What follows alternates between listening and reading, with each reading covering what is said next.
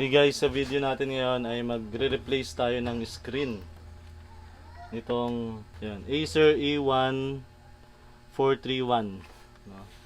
Yun yung kanyang model. At dumating na nga yung in-order nating LCD screen. Ito, i-unbox lang natin.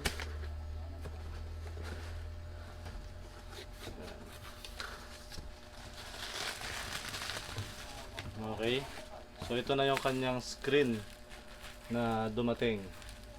Yan.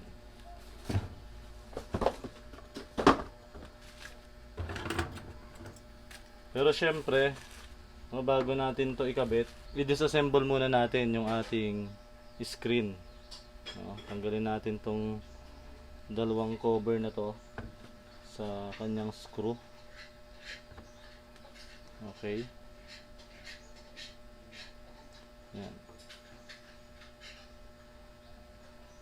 And always make sure guys, bago kayo mag-disassemble nyan, ay tanggalin nyo muna yung battery, para hindi masira yung ating gamit. Kasi minsan yan yung nagiging reason kung bakit nagiging nasa-short yung ating laptop. So instead na maayos, lalong nagkakaroon pa ng mga major problems. Okay.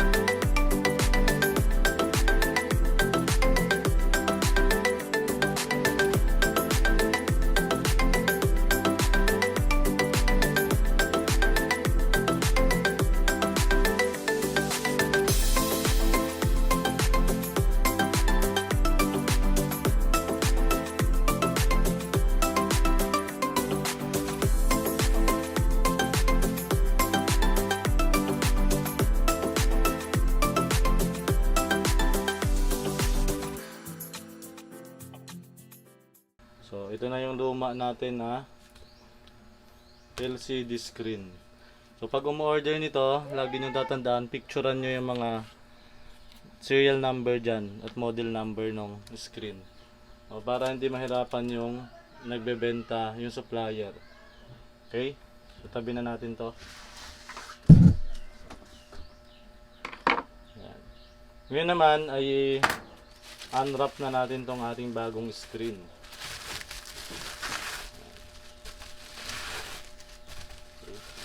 So napakaganda. Yan, naka-bubble wrap talaga siya.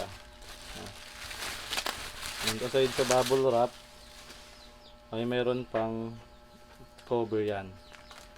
Plastic cover. Okay. So tong laptop pala natin na to ay walang-wala talagang display. Hindi ko na pinakita sa inyo. Pero yung case talaga niya ay wala tong display.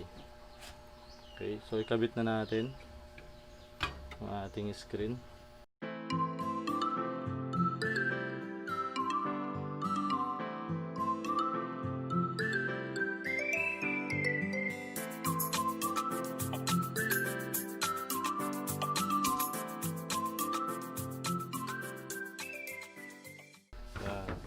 So saktong-sakto yung ating in-order, no? Kasi nga sinend natin yung picture.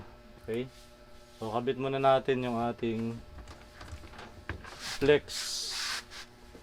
Kabit natin yung flex sa likod.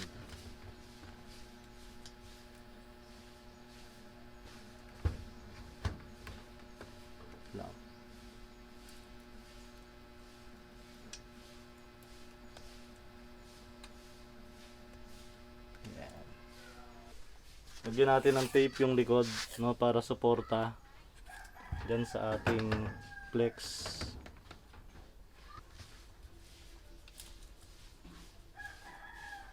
Yan. So mag-testing muna pala tayo siguro. Testing muna tayo isang beses. Dito yung kanyang charger. Yan, testingin natin kung gagana. Bit natin.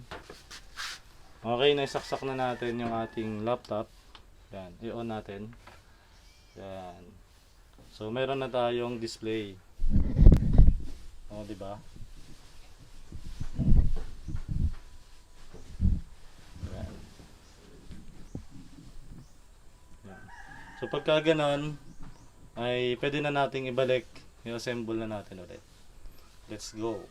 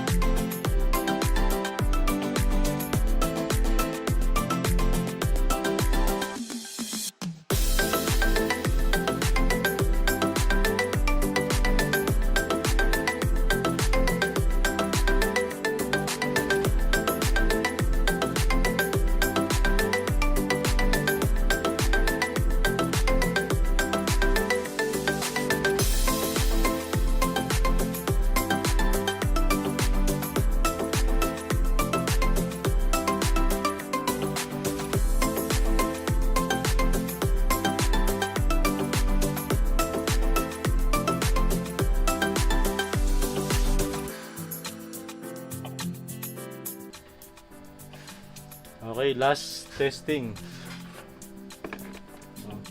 Siyempre bago natin to i-deliver ay kailangan working talaga siya.